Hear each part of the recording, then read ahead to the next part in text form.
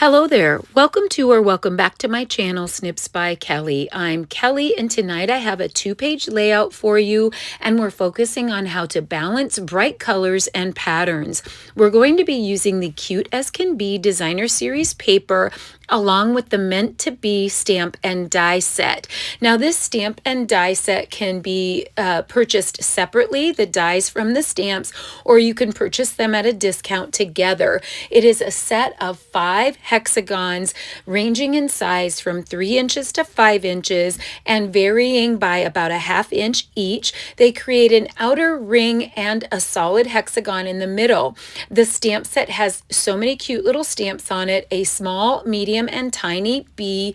We're going to be adding some of the gold tiny bee trinkets as well.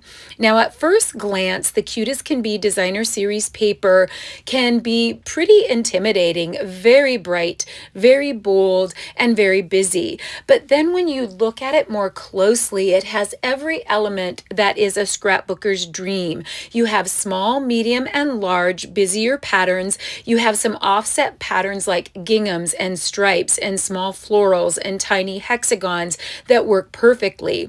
Now there's also a Meant to Be scrapbooking workshop kit, but we're not working with the workshop kit tonight. We're simply working with the Cute as Can Be Designer Series paper and the stamp and die called Meant to Be. Now right away when I saw this collection, I decided to go full on fun.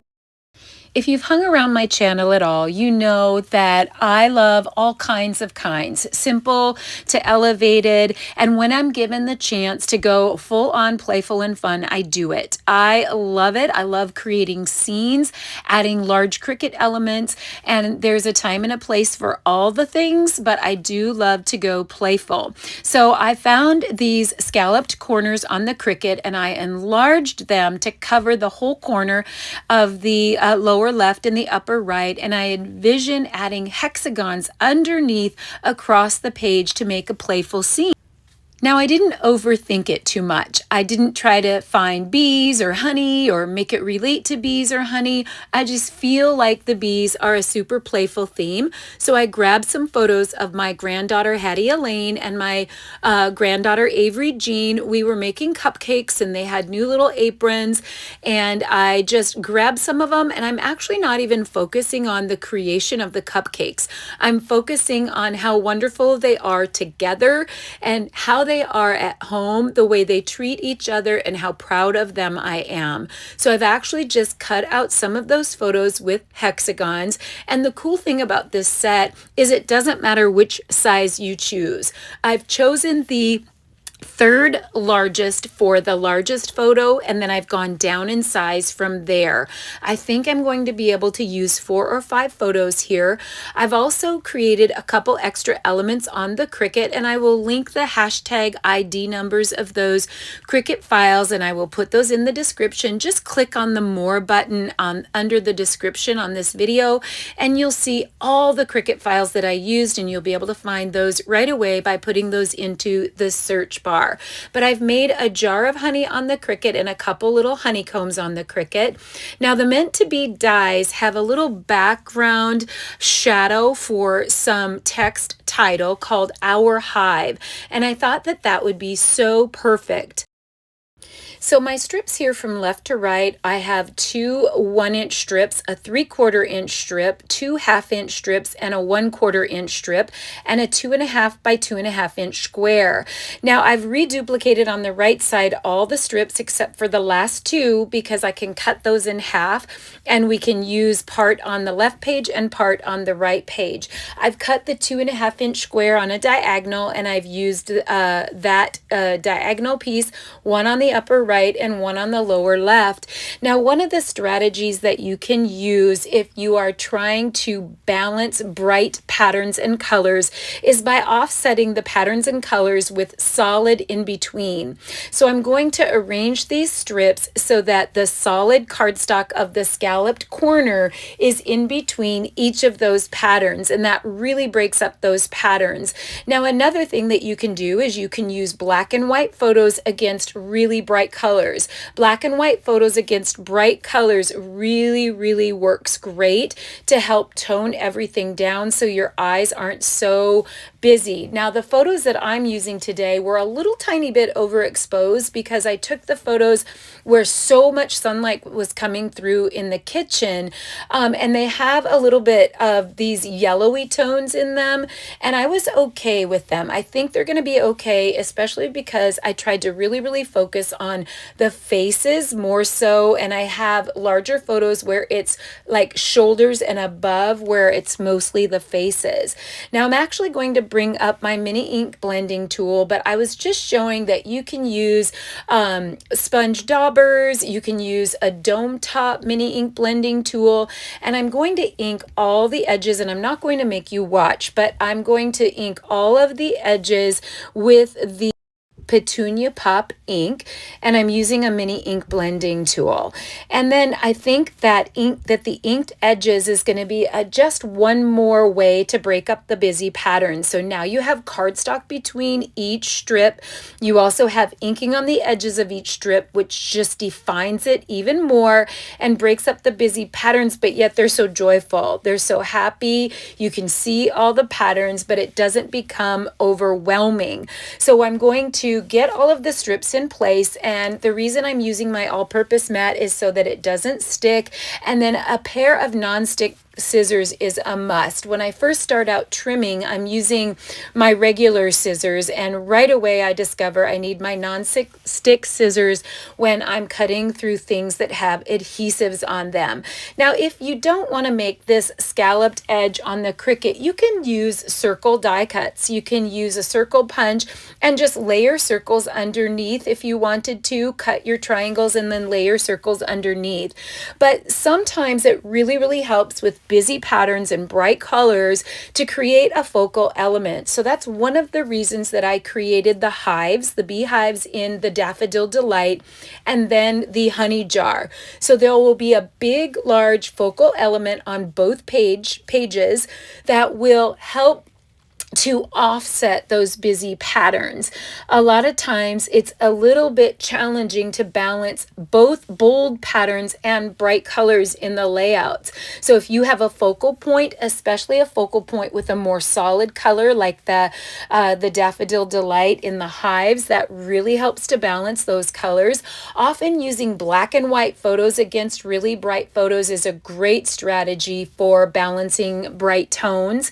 And then you definitely want to layer strategically. You're going to want to layer solids and neutrals between patterns, and you also want to be careful that you are looking at small patterns and large patterns and that you're balancing those. So I've created a bunch of hexagons, and I'm just keeping that strategy in mind. So I'm putting a small pattern layer underneath a large one, or I'm putting a cardstock layer underneath a busy layer.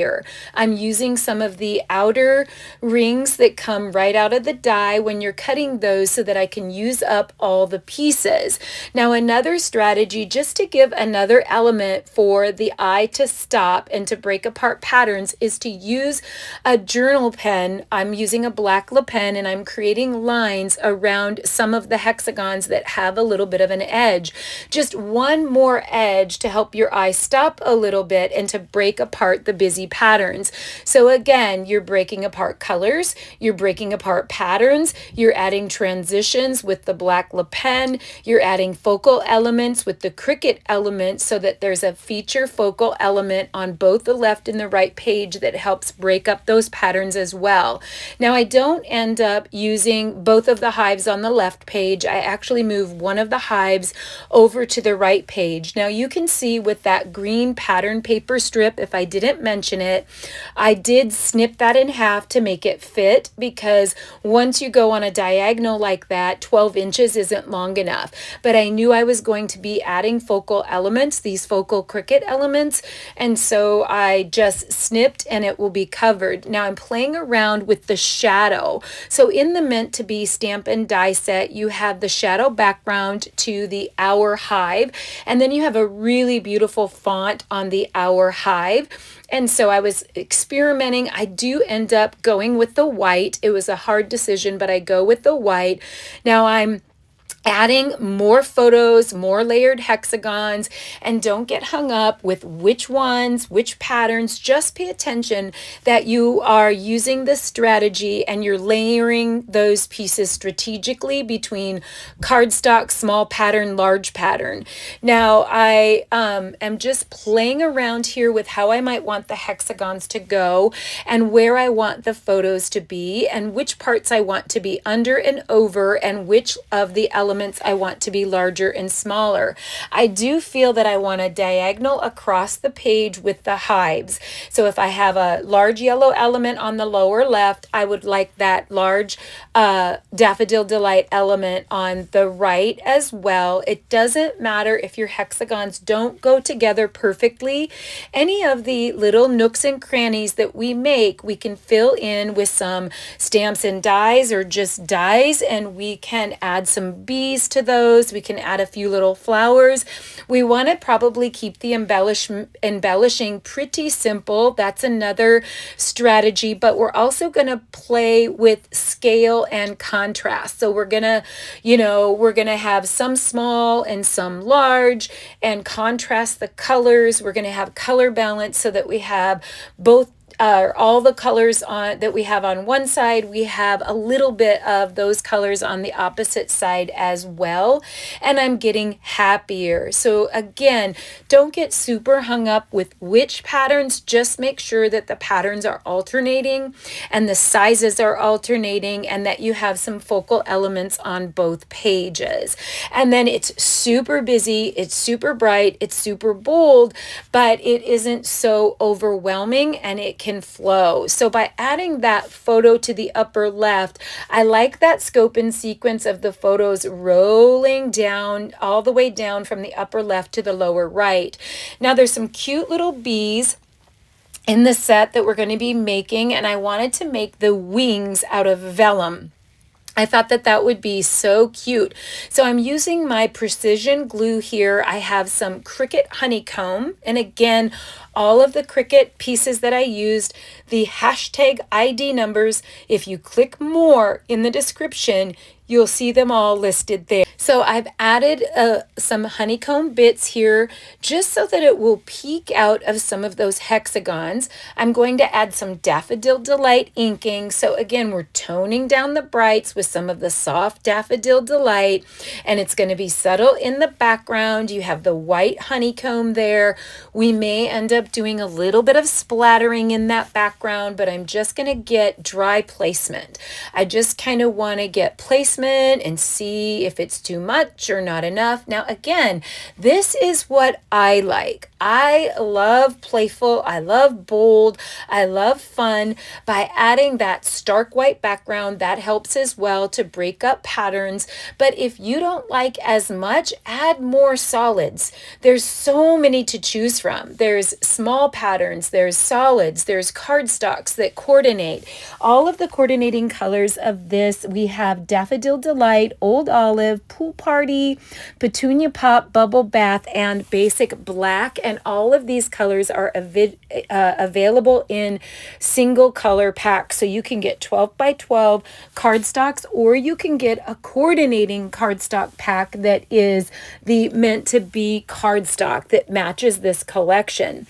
So I'm going to go ahead and put that delicate title on top of the shadow background, and I lost the dot to my eye and it was so tiny. So I decided to make a little tiny bit bigger one using a hole punch. Now I have really big hands and I lose everything, but you can definitely just keep track of that little dot on that eye. And I'm definitely going to offset the title. I want it to sort of hug underneath Hattie Elaine's photo. And I love they have frosting on their faces. These are so cute, and they were a little overexposed, and so I hadn't used them yet, and I think they're going to be perfect in this collection. The Our Hive is a simple title, and I think that Adding simple titles and simple journaling to complete the layout is another way to add finishing touches to a bright layout.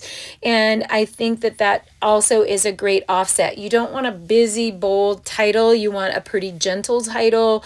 And I think Our Hive is perfect. Now, these girls are so sweet and so kind. And I know they're my grandchildren, and I shouldn't just be bragging about them, but they take turns. They share. They encourage each other. They high-five each other. They congratulate each other. They tell each other good job. They're just such great kids, and I love how they behave at home. They're normal. They're normal, so don't get me wrong. They have their moments. They have their meltdowns. They have their little, fights and all of that kind of thing like siblings do, but overall, they are such good friends to each other, and I just wanted to document. I love the little sentiment, and what I did to create that sentiment on the jar is I found a sentiment that I liked, and then I hit the pen instead of the cut, and I attached it with the attach tool to the jar, and then it would draw on the jar and it will cut on the jar. And it's a wonderful way to add text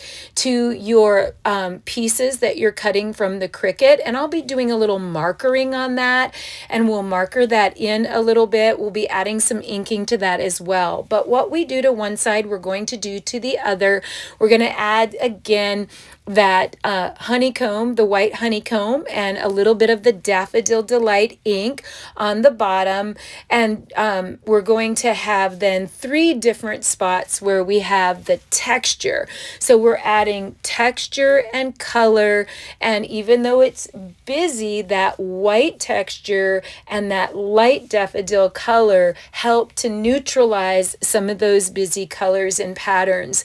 So all of those strategies together really make a busy, fun, bold layout super pleasing to the eye. And again, if it's too much for you, add more layers of white, add more layers of solid in between, add a little bit less pattern paper, and you will love it. I love the combination, and I love seeing all of those patterns.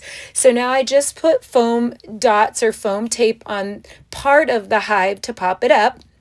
And we're going to go ahead and we're going to color the sentiment in. And it is so tiny that you don't even really color. I just used the brush tip of the Stampin' Right markers, and I used all the same colors. So I used Daffodil Delight, Old Olive, Petunia Pop, and Pool Party, and just alternated the words. And I just kind of did one color, and then I rotated to a different color all the way through the 4 colors so that there was different rows in different colors. And then we'll go over it again with a blending brush with the Daffodil Delight to make it look like a little yellowy background, some subtle honey in the background of the jar.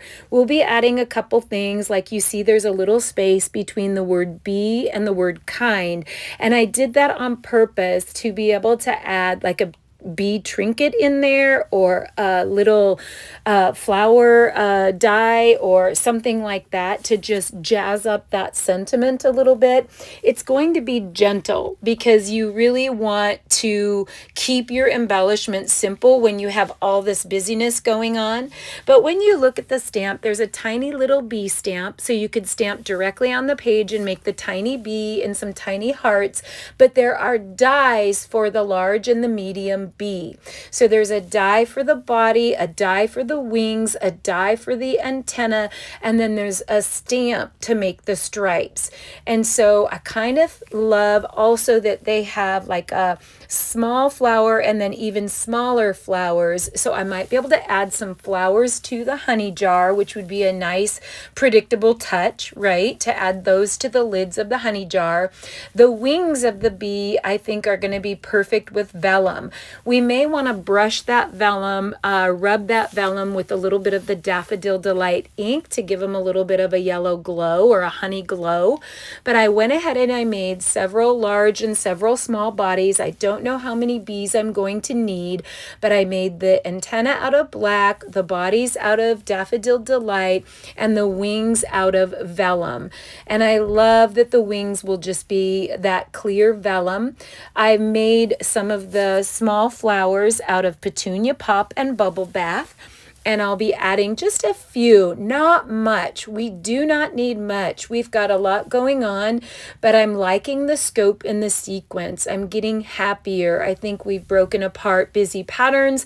We've made sure that we have small, medium, and large patterns. We've made sure that we have cardstock in between patterns, that we've inked in between patterns. We've made sure to offset with 2 focal elements, 1 on each page, that help to offset the busy, and we're going to do some simple embellishing, and I think those are great strategies. Again, black and white photos are also great strategies. So I'm going to grab my Memento black ink. Now, I made the mistake of re-inking my Memento black right before the video, and so I'm not getting great coverage because it's a little too moist. So I try to sponge a little bit of that off, but you can squeeze your Memento black ink onto your pad and press it down with the back of a plastic spoon, and you can also press a little bit of the excess off. So I don't get complete good coverage. It's a great stamp, and when your stamp isn't over inked right before your video, it probably would stamp completely better. But because I had a little bit of patchwork in there and I was kind of in a hurry, I went ahead and grabbed my black Stampin' Write marker, and I just went over some of the pieces that didn't stamp as clearly with the black Stampin' Write marker to make it look smooth. Now, if you like the tattered bee, it would be fine to just leave it the way it was, or I could leave my ink pad set for a while till it absorbed a little bit better, since I had just added the re-inker, and I would have gotten a better stamp. So then I'm just going to adhere those wings and those antennae with a pretty heavy duty adhesive, and then I put foam tape on the back of the bees, and I strategically placed the foam tape so it was just a little added coverage of the transition there. And so I think that's going to be perfect. Now, again, when you have something that's super theme specific like bees, don't overthink. Now, I happen to have hives and honey in this, and the photos are of my 2 granddaughters making cupcakes with cupcake frosting face. And I zoomed in on their faces. I don't even have any cupcakes in the photos. It's just cute photos of my granddaughters smiling and sharing time with each other in the hive or in their home. And I didn't overthink the bees. Outdoor photos, playing on a playground, garden photos. My goodness, there's just so many things. Just hanging out at home, reading. There's so many things that you could do with this if you don't overthink. Now, there are 3 different little bee faces. There's one with little squinty eyes and a smile. There's one with open eyes and a smile. And then there's one with like a bigger smile with squinty eyes that are going down instead of up. So you can play around with the faces and give your little bees different faces and make them really happy. So I think I decided to go with 1 big bee and I think 3 smaller bees, and just kind of strategically place them. I probably could have done away with 1 of those bees in an effort to keep it a little bit more simple, but I kind of liked having 2 on the upper left sort of together like buddies, like my 2 granddaughters are buddies, and then 2 over on the right. And so I'm starting to see it take shape. I actually put the bees in place, and then I think I want to add a little splatter and bring in the black. So bringing in the black, we've done that in a couple spots. We brought in the black Le Pen and we drew around the edges of the hexagons and on the interior of some of the hexagons. And then we have the black in the hive and on the bees. There's a couple of the pattern paper that have black in the bee paper, and then we've toned things down with the Daffodil Delight inking around the honeycombs. And I think if we use a little bit of black splatter there, it's really going to tie that together. We also have the black pen on the hive rules. And I love that saying, hive rules: be honest, be kind, be grateful, be respectful, be positive, and believe in yourself. I thought that was so adorable, and it's just perfect for my granddaughters. And they are the perfect age where, you know, they still are rule followers, right? And they wake up happy usually. They are just happy to be doing something together and doing something fun. And it's such a great example to us that that's the way we should be happy. And I love that. So, okay, so I'm arranging the bees here. I got the splatter in place. I actually used an old Close to My Heart black shimmer brush, but there is, I think, I will link it in the description. There is a brush in Stampin' Up. Is it called a glimmer pen? A glimmer brush? I can't quite remember the name, but it's a more of a clear silvery shimmer, and you could definitely mix that on an all-purpose mat, like squeeze out a little bit of the glimmer and then add a little black ink to it and get the same exact effect as I did with the black shimmer brush if you don't have a black shimmer brush. You also can add a little spritz water to some black ink and splatter it with a paintbrush. You could do that as well. Now I'm using my Take a Pick tool, and I've added those tiny bee trinkets to micro glue dots, and those really stay on really well. I didn't go too overboard. I just added a few of those, and I'm getting happy. So balancing bold and bright colors and patterns in layouts can be challenging, but by remembering some of these tips, you can have so much playful fun embracing those colors and patterns. Choose a focal point for one or both of the pages in your layout. Use photos that are black and white or where the main element is the centerpiece of the photo. Add solids or neutral cardstocks between patterns and layer them strategically. Keep in mind the scale and the contrast. So if you have small, medium, and large patterns, make sure that you layer a balance of those small, medium, and large patterns. Definitely scaling icons. So if you have small, medium, and large hexagons, you have a balance of size. Anchor your title or your journaling with neutrals, and be sure to keep it simple. A simple title with simple journaling to complete the layout will make it so much fun embracing these colors and patterns, and you're going to be in love with your layout. Thank you so much for watching, and come back soon for more.